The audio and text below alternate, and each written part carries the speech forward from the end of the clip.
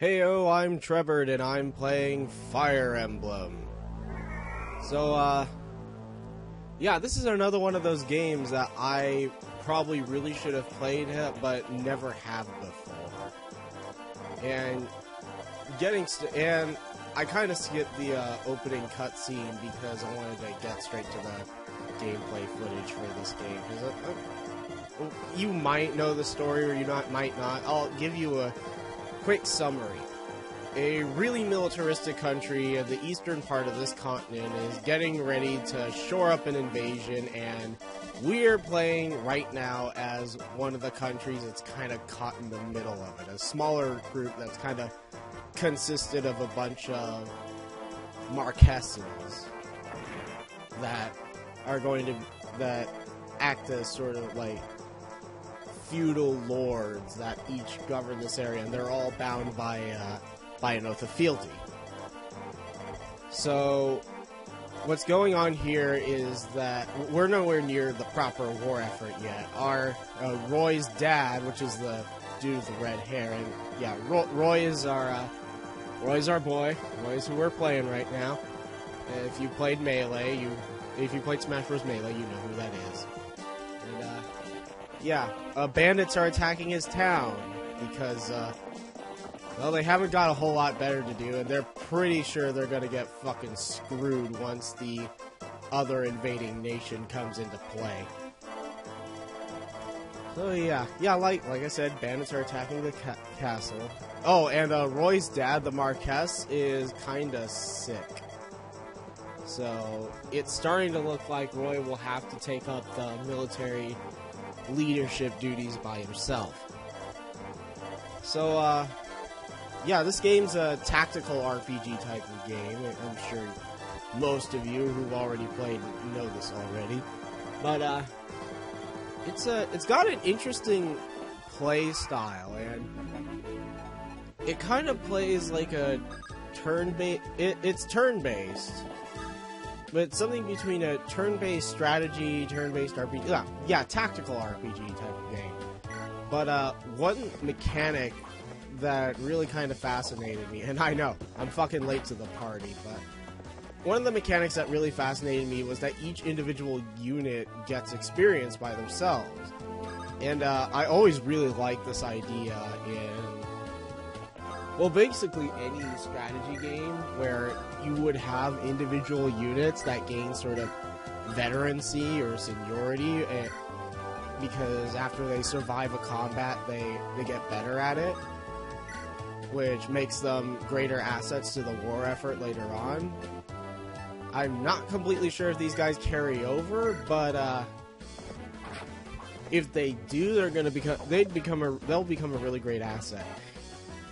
The thing is that I'm really more used to like RTSs, like, well, namely Warcraft and Dawn of War. God, Dawn of War, right? I haven't played that in a while. I would have gotten it on Steam, but it's kind of expensive. Yeah, here I'm kind of just sort of learning the mechanics, sort of going through it. But yeah, Dawn of War. Dawn of War, actually, I think, if I remember right, it incorporated that sort of seniority system where you'd have a squadron that would kind of sort of gain experience.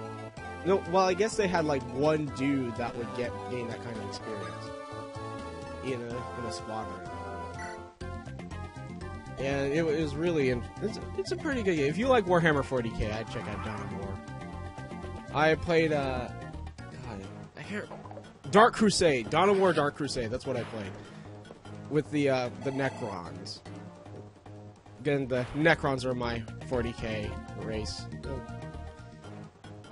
Kind of cheap on my part, but I like their lore. Their history is really cool. Fucking Satan, Star Gods. But yeah, Alan here. Alan here so far has been, well, not Alan. It's the old dude, but Alan and this other old dude have been my freaking MVPs for this game. I'm not sure how true this is for like other people who played this game, but fucking, what's his? No, not Walt. Walt has been a little bit disappointing because first half I couldn't really figure out what to do with him because I didn't really understand how the bow mechanic worked. Yeah, Alan, this fucker. Yeah, like I said, he's like one of my MVPs later on, and the older dude, whose name completely escapes me right now. Badass motherfucker. Marcus, that's his name. I'm not losing track of what I'm doing here. Yeah. So, yeah, fucking Marcus. Look at this dude. Rides up to you, fuck you up. You don't even get a chance to respond. Or on his horse. Whacks you right on the head with his sword.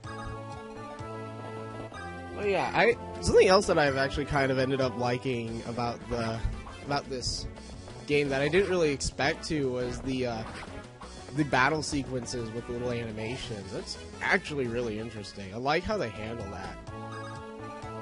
I kind of wonder if they would do that with any other like tactical RPG type of game. Oh, and here's me not knowing what in the hell this rescue mechanic does.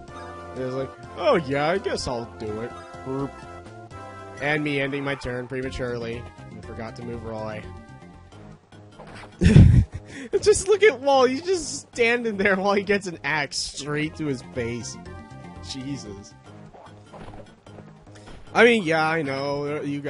I've had a few people go like, oh, don't question the logic of video games because what do you expect? And I'm like, I'm expecting a dude to at least get out of the way when somebody's taking an axe to his head. Even this guy, he's just standing there while Marcus wails on him.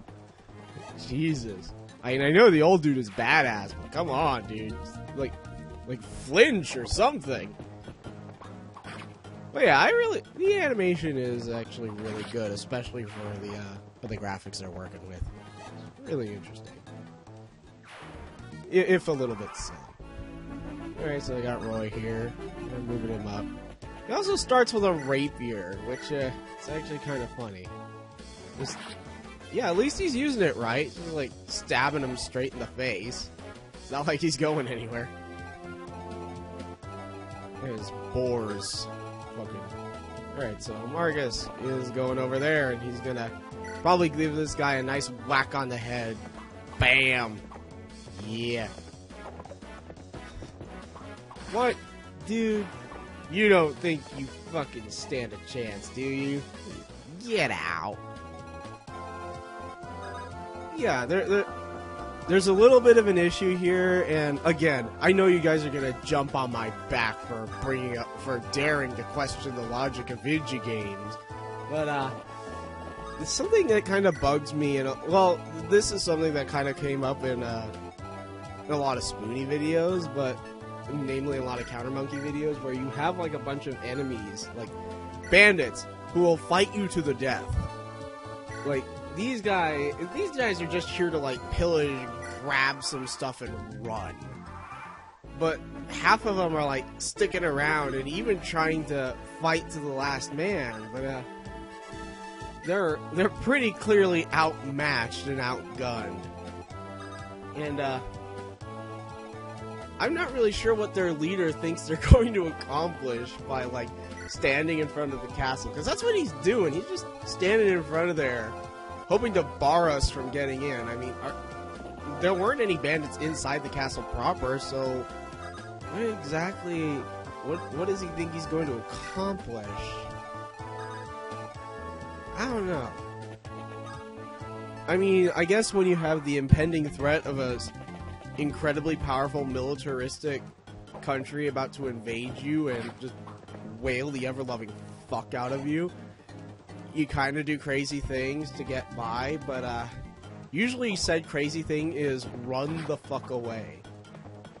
I mean, these guys can't honestly see these fuckers on horses with armor and swords and think, they're ours. These guys they don't stand a fucking chance. But with our, like, axes and fucking tank tops, man, you're gonna fuck these guys up. I pity the fool that gets in my way. Oh, look at this little sissy with a bow. He's in a ow, God! Yeah, I just gotta wonder what's going through these bandits' heads and why they think it's a good idea to pick a fight with pick a fight with anybody in the military. Like, they're just standing there trying to hold him off. I mean, you gotta hand it to them. They really respect their leader if they're willing to just sit there and die for him. Not that he's all that worthy of that respect, but you gotta give... Must be a hell of a speaker. Really great public speaker. I mean, it's the only thing I can think of that could justify his men dying for him.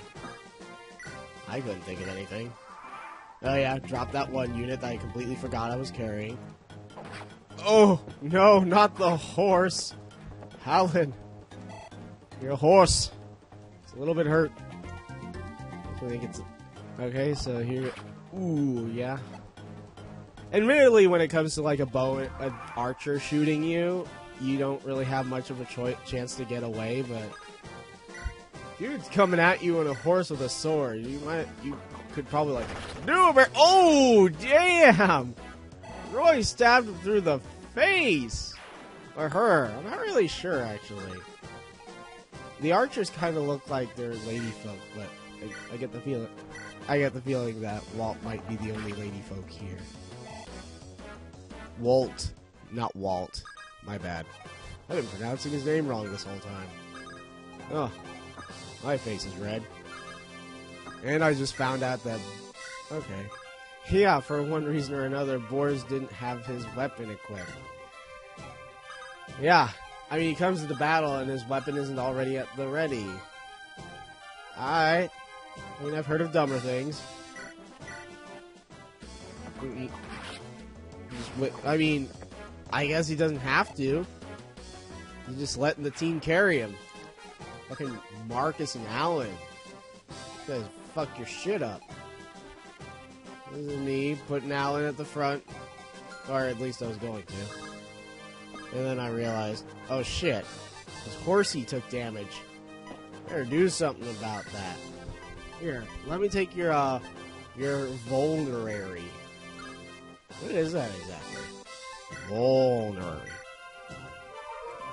Sounds like something that would make you more vulnerable.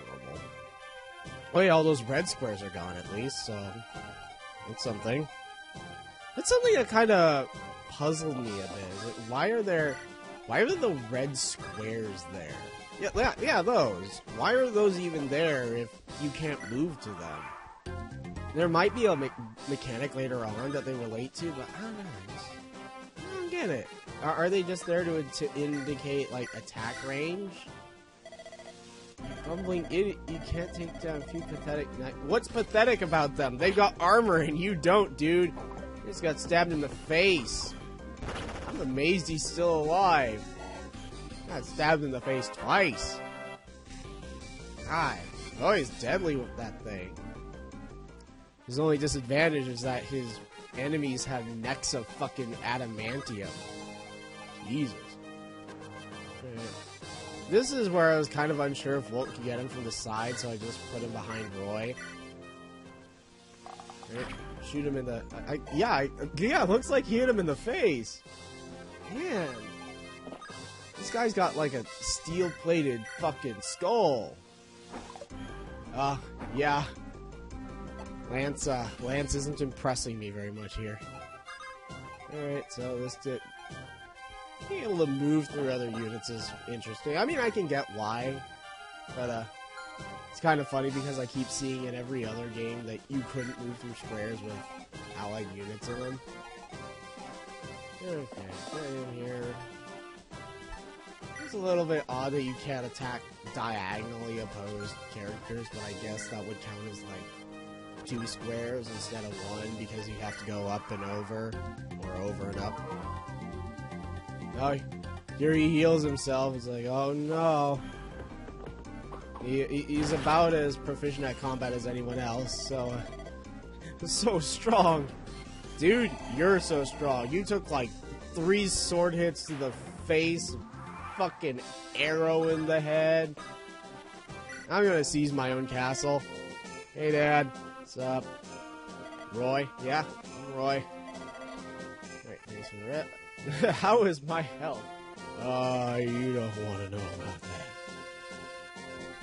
But yeah, he's, yeah, this is the point where they get to plot stuff. Oh yeah, Fire Emblem. It's pretty interesting. I might have to finish this game at some point. It's got a pretty interesting tactical RPG system to it, and I'm liking the art, liking the animations. So, I lost it. Why? Why indeed? And it's politics. Shit, I could have had a mage with me too. That'd have been cool. Fucking battle mages. That'd be amazing. I might need to wrestle with what kind of culture this is exactly, but I feel like this game would do a good job of explaining what exactly it is. So, yeah, this is a pretty good game. If you haven't played it, give it a try, and guess I'll catch you guys later.